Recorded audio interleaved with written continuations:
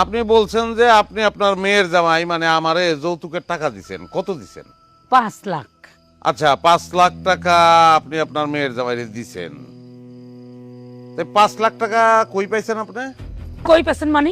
এই আমরা কি ফকিন্নি? আপনি ফকিন্নি নামে তন্নি সেটা জিগাই নাই, জিগাইছি টাকাটা কই পাইছেন সেটা বলবেন। কেন ভুলে গেছস?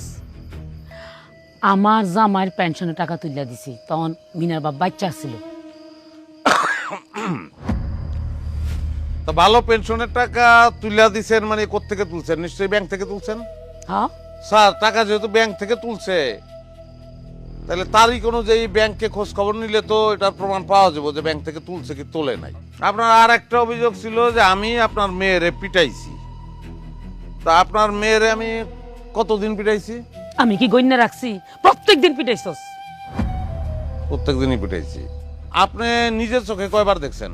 কমপক্ষে 8-10 বার নিজের চোখে দেখছি। 8-10 বার দেখছেন।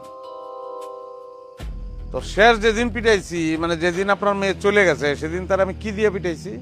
কি দিয়ে পিটাইছি মানে? ওই যে লাঠি দিয়ে পিটাইছে। লাঠি? মানে লাঠির মতো একটা কিছু, আমার না ভালো করে মনে নেই। আপনি মামলা করছেন আপনার মেয়ের আমি পিটাইছি, আপনার মামলার বিষয়ই এইটা, অথচ কি দিয়ে পিটাইছি সেটাই আপনার মনে নাই। এত বড় গুরুত্বপূর্ণ বিষয় আপনি ভুলে গেলেন। না না না, মনে পড়ছে মনে পড়ছে। হাতুড়ি দিয়ে পিটাইছো, আর এটা তো হলো বড় কথা না।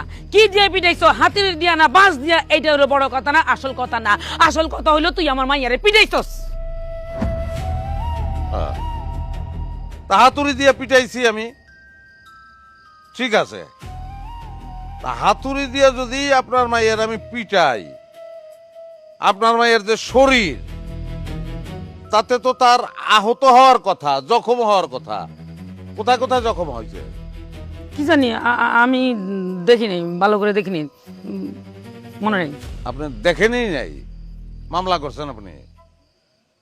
আচ্ছা যাই হোক, হাতুড়ি দিয়ে পিটাইলে তার আহত হওয়ার কথা, হ্যাঁ। তারা হাসপাতালে নেওয়ার কথা। হাসপাতালে কি নিয়েছিলেন? না হাসপাতালে নেন নাই? না, মামলা কোন সময় করছেন? ওই যে বাড়ি থেকে যাই পরের দিন থানায় যাই মামলা করছি। স্যার, আমার স্ত্রীর আম্মারে আমার আর কিছু জিজ্ঞাসাবাদ করার নাই, আপনি তারে বসতে বলতে পারেন। আর আমি আমার স্ত্রীর সঙ্গে কিছু কথা বলতে চাই, মানে কিছু জিজ্ঞাসা করতে চাই, যদি তার একটু ডাক দেন। আচ্ছা ঠিক আছে, আপনি বসতে পারেন, বসেন। নুরুল আমিন, স্যার। মিনু ম্যাডামকে নিয়ে আসো। ঠিক আছে।